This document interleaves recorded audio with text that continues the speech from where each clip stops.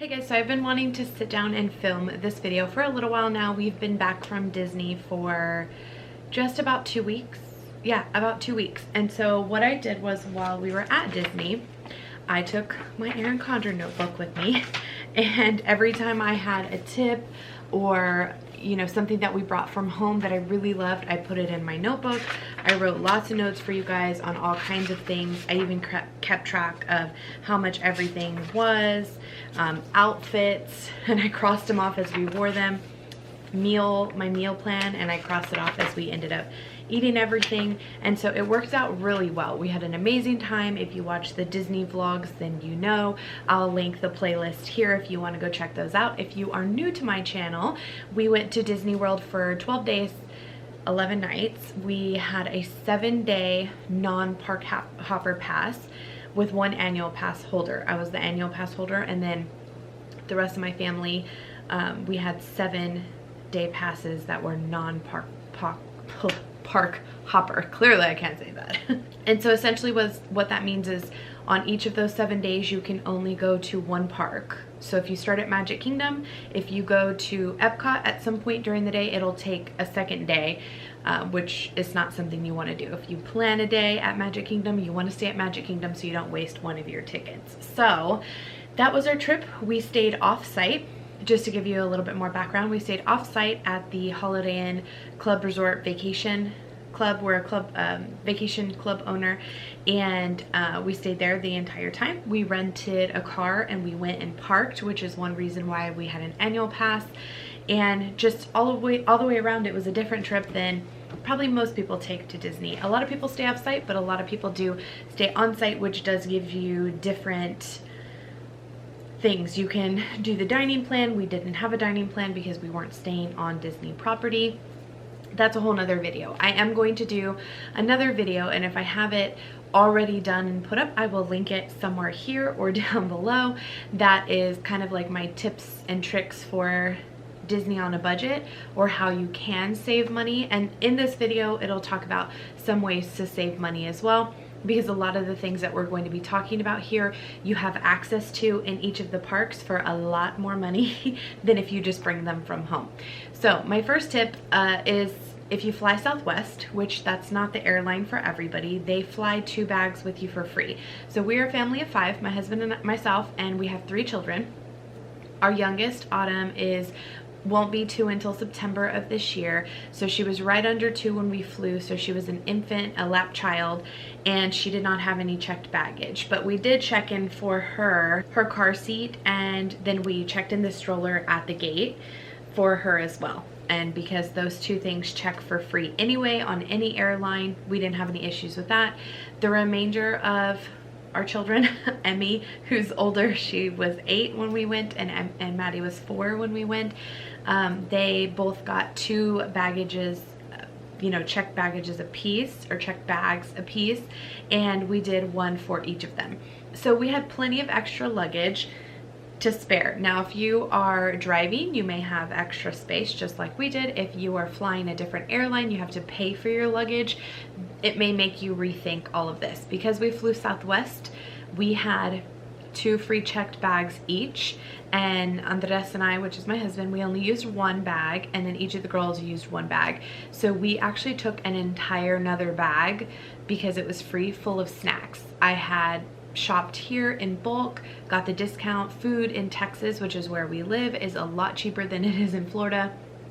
We paid for everything here, took it with us over there, and it ended up working out nicely. When we got there, I did do an online Walmart grocery order, so we did have snacks, full groceries, full meals, water, everything that we had at home I say, in our hotel, that we were able to bring with us. So today's video, let's jump right into it, is top 10 things, the top 10 things I would suggest you bringing from home to not only save time so that you don't have to think about them in the parks, but to save you money, because a lot of these things are super expensive in the parks. So now that I've given you a background on our entire trip, let's jump right into the video. I even wrote this down in a nicer way so that I wouldn't forget anything.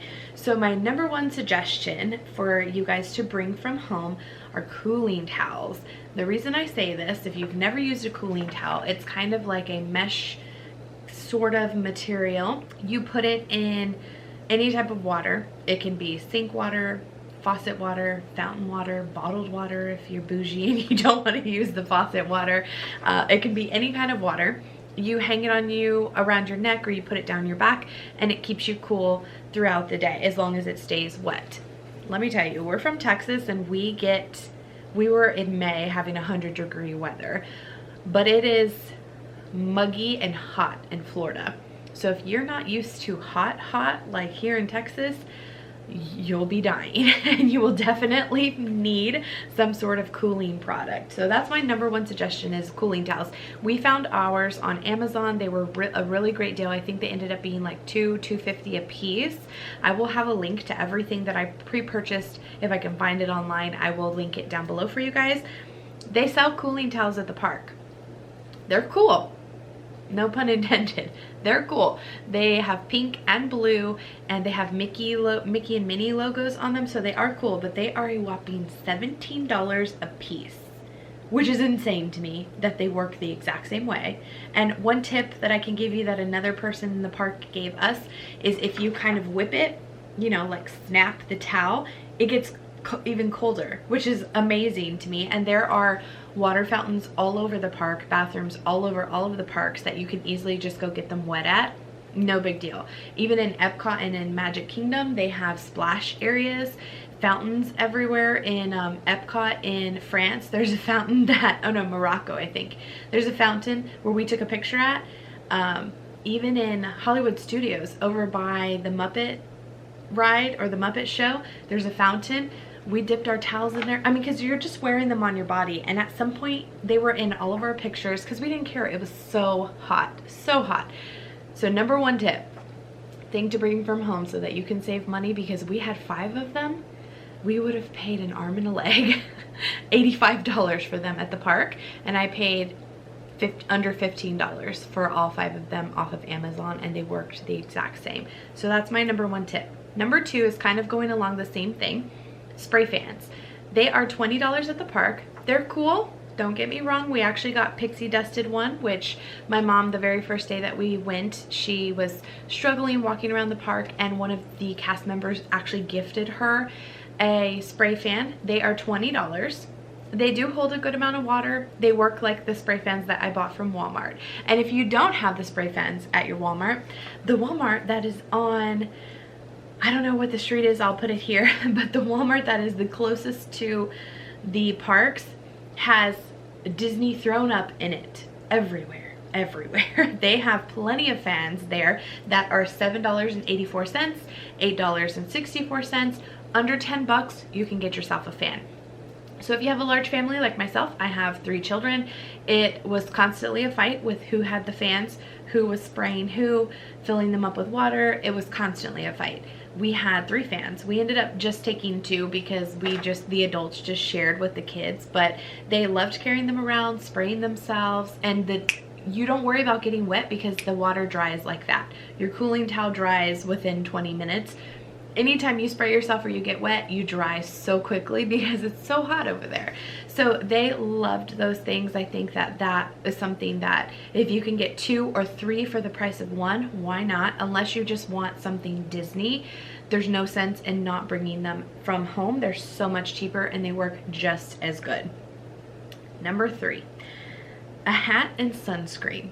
I highly recommend some sort of hat, visor, something. Of course, sunscreen should be on your list anyway. If you're going on any type of beachy outdoor vacation, sunscreen should be your number 1. So that's why I kind of lumped it up with hats, because a hat, I feel like, yes, it makes your head sweat, but it definitely protects you from the sun. My mom, the entire time she was riding a scooter, she has a really bad knee, she wore one of those like floppy beach hats, and her face stayed perfectly unburned because she is very typical to get burned, and it helped her tremendously. And then we just layered up on sunscreen. Every hour and a half, 2 hours, we would stop to go to the bathroom and I would layer sunscreen on everybody. Those are things that I definitely would bring from home. They have hats there.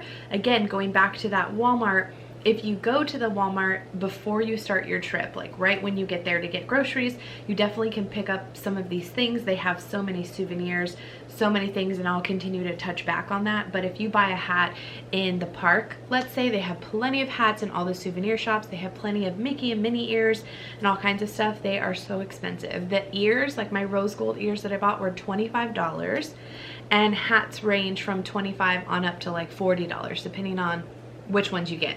You can certainly get a hat from home at Walmart or your favorite hat store for 10 bucks or under, and it works just the same. Number 4 is a bubble maker. Clearly, if you're not going to go to Disney with children, some of these things won't apply to you. I have children, so they all apply to me. A bubble maker was a huge hit in our book. I actually found the kids' bubble makers at Walgreens for $9.99, and I paid for them with my Walgreens points. I didn't even pay anything out of pocket, so it was amazing. The bubble makers at the park are $25. Now, don't get me wrong, they're cool. They have a Buzz Lightyear one, a Princess one, an Ariel one. They had a BB-8 if you're a Star Wars fan. They had so many cool ones, but they're $25. They give you this little tiny thing of bubbles. That's another thing I suggest that's not necessarily on my list, but kind of could be thrown in there with the extras that I'll tell you guys later. They had some really cool bubble machines, but for $25 at 3 children, I got all 3 of my bubble makers for 30 bucks, so almost the same price as one. I saved the money, I brought them with me, they loved them, and they worked just the same. They were even shaped similarly. They took the same kind of bubbles at the bottom. They worked wonderfully. We had 0 issues with them, and they absolutely loved them, all of them. And then when we were in line, if they were doing them around other kids loved them. It was great, definitely worth the money, definitely worth bringing them from home. Number 5, ponchos and or a stroller cover. This is a huge one. Ponchos, especially if you're going with adults or by yourself with bigger kids, maybe you're not taking a stroller. Although I would suggest if you have kids anywhere under the age of like 7, I would suggest a stroller, because we took many park days and my children did not, they had a hard time walking a good majority of the trip, and I have some pretty strong kiddos, and those older 2, they still struggled quite a bit. Mama struggled quite a bit getting around, so it's definitely hard on them. If you're doing Disney all day every day and you have a kid that's under 7 or even 8, I would suggest bringing a stroller. Plus, it's nice to put all your stuff in. But that being said, ponchos is a huge thing. Now, we did purchase our ponchos on Amazon. I think I got 20 or 30 of them for like 20 bucks. Maybe 30 for $20. I will link the ones that we got below. They were cheap. They were not reusable at all, so it just kind of depends on how you look at it. If I knew we were going to need them multiple days, we were going to be in the park 7 days, and we actually used them 5 out of the 7 days we used them. It rained almost every single day of our trip, maybe not for a super long period of time, but it rained enough that it either dampened your plans at the park that day, or you put on a poncho and you go about your day, because a lot of people don't do that. Some people will put on a poncho and just keep trucking. Most people won't. They'll go hide undercover, they'll go into a souvenir shop or into a restaurant or try and get on a ride, and we didn't let it stop us. We totally just put on our ponchos and went about our day, and it was fun. And that was something that the girls will remember forever, playing in the rain. It was fun for them. So for us, it was worth it to do the disposable ponchos, something that I didn't have to worry about doing or keeping track of or drying them out, because sometimes it would rain early in the day and we were there for hours later, and to like ball them all up and stick them in the stroller again and worry about them getting mildewed or gross, it was too much of a pain in the butt. Now, that being said, we did use a reusable stroller cover. Next time, I would probably invest the money in an actual stroller cover that is meant to fit the stroller that we're using. We didn't do that. I found a hack on a Facebook group to use a shower curtain liner and just kind of pin it to the stroller, and it actually worked very well, I have to say. It was $2 at Walmart. It was bright pink, so we always could find the stroller, and it worked very well. The problem that we had was making sure that after it rained, we were always at the park, that we kind of wrung it out and let it dry a little bit before we stuffed it in the stroller, because, you know, it would get that mildewy smell if we didn't make sure it dried. And then when we got home, we would hang it out in the shower and it was fine, no big deal. And our ponchos we threw away. I actually ended up coming home with like 5 or 6 of the disposable ponchos left over. Now, I said I bought them on Amazon, and I will link those below. The Walmart that I was speaking of, if you buy the ponchos in the park, they range from $12 for children on up to 20 bucks per person for a reusable poncho. Again, I traveled with my family of 5 and my mom, so 6 of us. That's $120. So I paid a little fraction of that cost by getting reusable ones, and if they tore, they got messed up, they smell, whatever, we threw them away and it wasn't a big deal. So that's something that you kind of have to weigh. Now, at the Walmart that was close to us and near the parks, they actually sell reusable ponchos that are way cheaper than at the parks. They range from like $4 to $6 from kids to adults. That's definitely reasonable.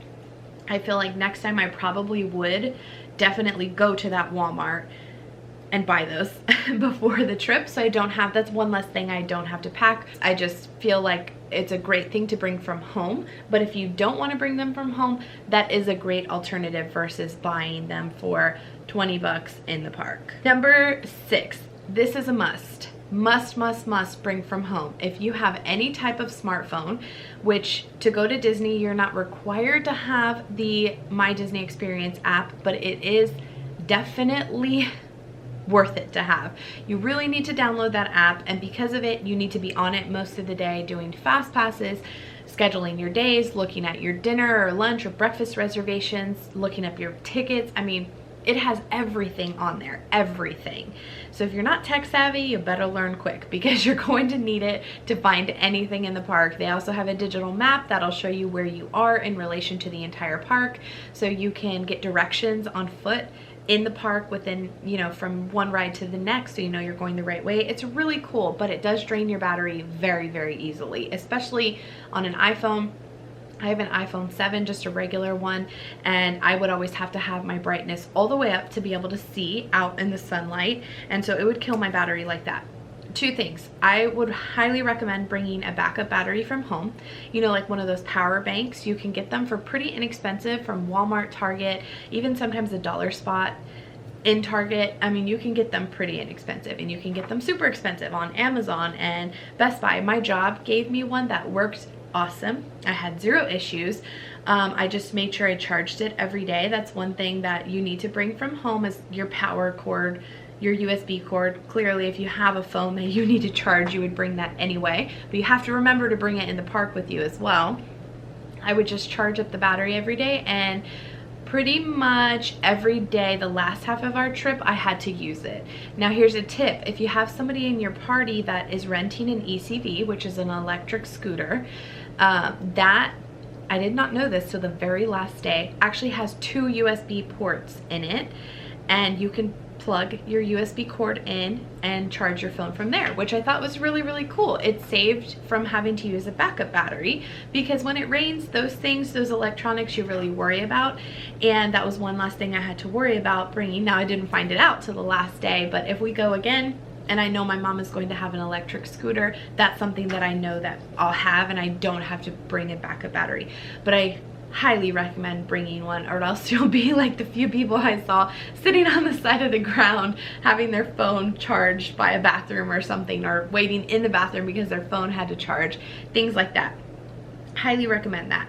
Number 7, batteries and a mini screwdriver. I know that sounds so crazy, but if you have kids, now again, if you don't have kids, maybe this isn't something you would need, but if you have children, all of those toys, whether you bring them from home or you buy them at the parks, take batteries. Most of them come with batteries the first time, but when they're blowing bubbles all day, 24/7, those things run out like that. We had to change our bubble batteries twice, so I brought an entire pack of AA and AAA batteries with a tiny little screwdriver that I got at Walmart for $1.50, and I just packed them in my bag and brought them with us.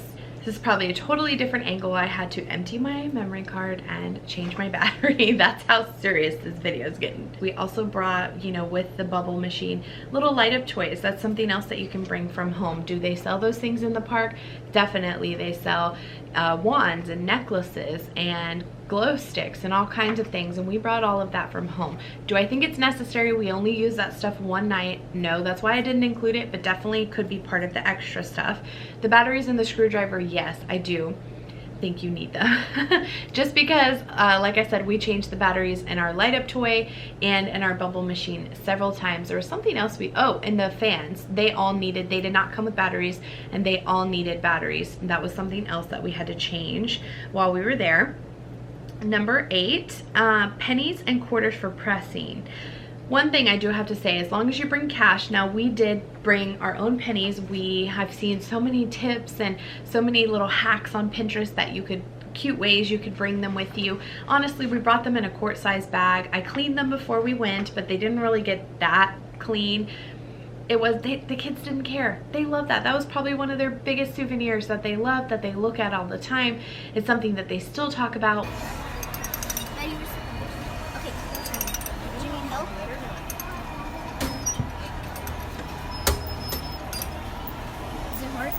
Once we started finding penny machines, they were constantly penny machine, penny machine, penny machine. So I would recommend, if you think that's something that your kids would like, bringing those things from home. Don't worry about trying to find them there. They will, I will give you this tip, they will in any souvenir shop, because that's mostly where the penny pressing machines are, except like Epcot, Hollywood Studios, they have a bunch out in the main area. But in Magic Kingdom, the majority of them are in souvenir shops and things like that on Main Street. They will, if you go ask the cashier, they will give you quarters and pennies. They will change dollars to quarters and pennies if you don't need a whole lot. We ended up doing 27 pennies for each child, and so that was it was enough quarters. That we had brought like $20 worth of quarters with us, and we ended up changing $15 while we were there in quarters. There was one machine in the Finding Nemo aquarium area in Epcot that had like a change machine. That was the only one I saw out of the entire parks, all of the parks that we went to. That was the only time that I saw that they would actually, like, you put in a 5 and it would give you quarters back. No pennies though, but I did go to the counter one time with a $10 bill, and he gave me he gave me just quarters. I was gonna say he gave me a roll, but no, he gave me quarters. And he did say that they will allow you to do that. So you have to bring cash for that. A lot of people don't bring too much cash to Disney because they do have a cashless system. They accept credit card everywhere. You don't have to have cash unless you're going to tip. We already knew we needed some cash for if we were gonna take, I don't know, even in Uber you don't have to tip them, but if we were like for the Bibbidi Bobbidi Boutique, they don't let you tip on your card. We gave them cash, little things like that. So we already have that and we pre-planned, but I would recommend bringing your own pennies and quarters so that you don't have to walk around, and if you happen to spontaneously see a penny machine, you have those things with you. And to store all of these things, I'm sure you're wondering, like, Melissa, really? I'm just going with my 10-year-old. What am I supposed to store all this stuff in? I would recommend a backpack, some sort of open bag that you can carry easily. And then I did bring a fanny pack to carry like the money, bills, like actual bills, my phone, my camera because I vlog, and what else did I have in there? Credit cards, my ID, my gift cards, my Disney gift cards. I carried those with me. So I carried a fanny pack so that I knew if we left our bag in the stroller and we went on a ride and something happened to it, I wouldn't have to worry about it. I had all my personal belongings on my person. But I would recommend, if you do not have a stroller, taking some sort of comfortable backpack that you'd be able to easily stuff these few things in. My personal opinion is if you don't have a stroller, your kids are probably too old to care too much about bubble makers and things like that, maybe even the penny machines, but that would be my recommendation. So number 9, that's leading into bringing a backpack, snacks and frozen water bottles. Those saved our lives. Now again, if you're staying on a Disney resort and you have a Disney dining plan, you have your food taken care of. You have all your meals, you have all your snacks. You really don't have to worry too much about it. You don't think about water though. Every quick service place will give you free water. Now, in my opinion, the water didn't taste that bad. And I'm pretty bougie when it comes to water. Even here at home in Texas, I drink spring water. We don't drink tap water at all here. Our tap water is disgusting to me. It is leaves little flakes. Like when ice melts, it leaves little flakes. I do not do tap water here at home. I will drink tap water at a restaurant, but I douse it in lemon so that I can taste it. And I tasted the water at the quick service restaurant in, where were we? Hollywood Studios. Behind the ship, there's a little like hot dog stand. Tasted the water there, and to me it tasted fine. However, if you look online, there are so many people that said that the water is disgusting, do not drink it.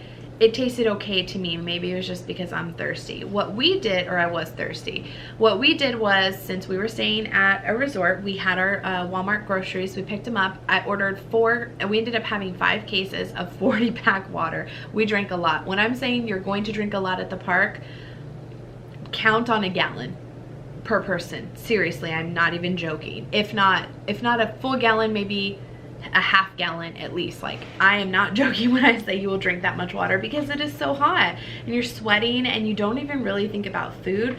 But think about this, the water bottles at Disney are $3 a bottle, 3, and it takes a snack credit. So if you are on the Disney dining plan and you get a bottled water or a soda, it takes 1 of your snack credits. Who wants to do that for $3 when you're paying probably 12 bucks for that one snack credit? I would not do that. It costs like 100 and something a person for 1 day on the dining plan, depending on which level you choose. We didn't do that. I was not paying $3 a bottle of water. Again, family of 5. If we each buy a bottle of water, that's 15 bucks every time we go. Nah. Not happening. Same thing with the snacks. I knew my kids would be more of snacking all day long versus having a huge meal and not snacking in between. We did a lot of character dining, so that's another thing that kept us full. But at the same time, I knew if I didn't have little snacks, they wouldn't want to eat like a full meal. So we brought snacks from home. I put granola bars, trail mix, applesauce pouches, fruit. We took nuts. What else did we take? Little bags of chips.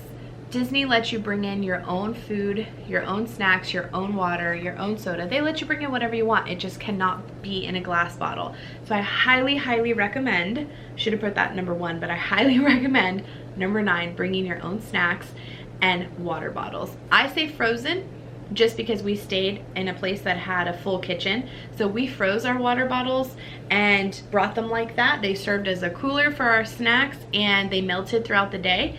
Worked perfectly. It kept them cold all day long. Versus if you bring room temperature or you try and bring a full cooler with ice with your waters in it, it's not going to work. It's going to melt. It won't keep your waters cold and it's just not going to work. It was so much easier having them frozen. Number 10, best thing you can bring from home, Ziploc bags. I know that sounds crazy and you're probably gonna be like, Melissa, really, Ziploc bags? Yes, they were amazing for everything. So if you've watched my packing video on the girls, how I packed 3 children in a medium size luggage to go to Disney, I did it with Ziploc bags. I did the big girls, Emily and Maddie, in gallon-sized bags, and I did Autumn in quart-sized bags, and I labeled them with each day and things like that. I had pre-planned their outfits, but I had other intentions for those things too. You know, when in our stroller we had all of our electronic stuff, we had their autograph books, a whole bunch of things that if they got wet, they could get ruined. Every time we were worried about rain, stuck everything in a Ziploc bag. No worries. Kept everything from the rain, had no issues. And then extra clothes that got wet, extra shoes that got wet, or if we needed to bring an extra outfit, toss it in the Ziploc bag. Not a big deal. I made frozen PB&Js, not like Uncrustables, but PB&Js. I stuck them in the freezer, stuck them in the Ziploc bags, brought them to the park with us on the second to last day. It worked out perfectly. We had no issues. Ziploc bags were good for everything. We were cooking every single day in our hotel. Now again, if you stay on Disney property, that's not going to be an option. They don't have kitchens in most of their properties. We stayed in a resort style that had a full-size kitchen, so we cooked every day. Leftovers, they didn't have Tupperware. We stuck them in our Ziploc bags. The bubble machines on the way home leaked. I had stuck them in a Ziploc bag and then pre-packed them or repacked them. All of our toiletries, Ziploc bags. I mean, those things worked for everything. We had leftovers at the park. which shouldn't have to happen very frequently, but we were gifted 3 pretzels on our very last day in Magic Kingdom. We didn't eat them, we stuck them in a Ziploc bag so they didn't get wet. We got to eat them later. And just little things like that. All of our little knick-knacky things, like all our glow sticks and even trash. Although Disney's very great about having trash cans every so many feet, souvenirs, if we wanted to. I actually stuck one in. I bought a glass mug for my best friend who was watching our dog. I stuck a Ziploc bag in there so that it wouldn't buzz. Our pennies were in a Ziploc bag. Everything we had were in Ziploc bags, and it worked out fantastic. And I didn't even bring a whole lot of Ziploc bags. I brought 1 pack of sandwich size princess Ziploc bags that one of my subscribers sent me, but everything else was packed in our luggage. Like I either had clothes in it for outfits for the girls, or I had toiletries or something in it, and then on the way home I used them all up for everything else. So that was my top 10 items that I highly recommend that you bring with you from home to Disney so that you can save money. I do have some optional items that you can purchase in the park. Like I said, pretty much everything that I listed you are able to purchase somewhere in the park. Most of the time they have like a baby care center, or where you rent the scooters as like emergency. You can buy cameras, you can buy sunscreen, you can buy bibs for your baby, bottles, all kinds of stuff. Very expensively. I think the sunscreen's like 20 bucks a bottle. Insane. So some optional items that I listed on here just because, like I said, the glow sticks, the light up necklaces and things, if you find those things in the dollar spot at Target, pick them up. Pick those things up. There's no reason to spend the extra money in the park when most of the time you can find them Disney. Our Walmart here has a ton of Disney stuff. You can find Disney shoes and Disney socks, and if you're a plus size woman, go to Tori's website. They have so many things that you can choose from that you can still feel Disney-fied, and you don't have to buy them from the park for that high price point. You can bring all that stuff with you. Another thing is a chafing stick. I did notice, and I think it was in Epcot, they had like a Gold Bond chafing stick, and I asked the guy what the price was just out of curiosity. $27. Who the heck would pay that when you can get it for $5.99 at Walmart before you go? And that's, of course, if you have a thigh gap and your thighs don't rub, you don't have to worry about that. But us plus size girls gotta worry about that. Funny enough, I'd never needed a chafing stick, but I did bring the Monistat chafing gel just in case. I just never had to use it. I did bring it just in case I got irritated at all. Sanitizer and wet wipes, that's another thing that they sell there. Of course, if you go to the bathroom, you can wash your hands, but let me tell you, 2 of my children got super sick in Disney, got some sort of cold, some sort of something. Maddie had a fever while we were over there. She got something while we were in Disney. And it's common that, look at how many people go to Disney World every single year. And of course they keep it as clean as possible, but do you think they disinfect everything? No. How could they do that? It couldn't happen. So as much as you go to the bathroom and wash your hands, it's nice to just give yourself a wipe down of wet wipes or a quick hand sanitizer. You are going to be more safe that way than if you didn't do it at all. So those are just some optional things, especially if you have a stroller. Something else that's nice to bring if you don't want to lug around a whole lot of water bottles is, you know, one of those camelbacks that you can hold like a ½ gallon in. Or if you do have a stroller and you want to bring like a hydro flask or something, they will not fill up your own cup at the park, but they will give you 20 waters if that's what it takes to fill up your jug. So yeah, those are my top 10 things that I suggest bringing from home. I hope that this helps somebody out there. Before we went to Disney World, I did so much research on things that I should bring, and I was as prepared as I could be. There were only a very few things that I forgot, namely like the girls' sunglasses. I was very upset I forgot those. They had their hats, but I forgot their sunglasses. So we did have to buy sunglasses at the park. Luckily, those weren't too expensive, 10 bucks. I would lump that in with the hat and sunscreen category. Bring yourself some eyewear because it was definitely nice to have them. I always had mine on. I had a wicked tan line from it, but it was something that it was necessary to have, so I forgot those. But I don't think there was too much else that I forgot. Swim stuff, but that really didn't have anything to do with the park. I forgot their goggles. apparently I have problems with eye stuff. But yeah, hopefully, like I said, this helps somebody out there. I'm sorry it was so long. I just have so much to say. I love Disney. We love Disney. We can't wait to plan our next trip. I definitely would pack the exact same things I packed this time. I loved everything that we took. I feel like we utilized everything.